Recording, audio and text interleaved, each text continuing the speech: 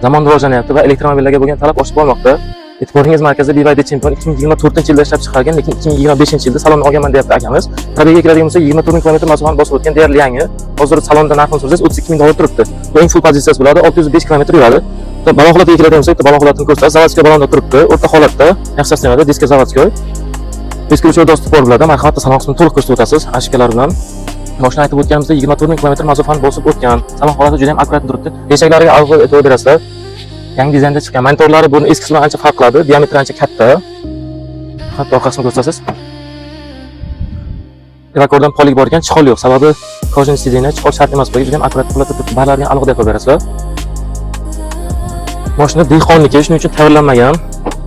Marhamat. Orqa bagajni ham elektron sistema bilan jihozlangan. Ko'rsatib o'tasiz orqani. Asliga e'tibor qilmaysizlar. Biz telefon mashinasi aytib o'tganimizda narxiga keladigan bo'lsak, egalari 27 ming dollar deyishdi. Narxini ko'rsatib, bozor ko'rsatib aka 27 ming dollar qilamiz bizdan obunachilar uchun deb 24 ming 900 dollarga ko'ndirib qo'yamiz. Egalarning telefon raqami pastda bo'ladi. Kimga qiziq bo'lsa, bemalol aloqaga chiqib baraka qilsang bo'ladi. Rahmat hammaga.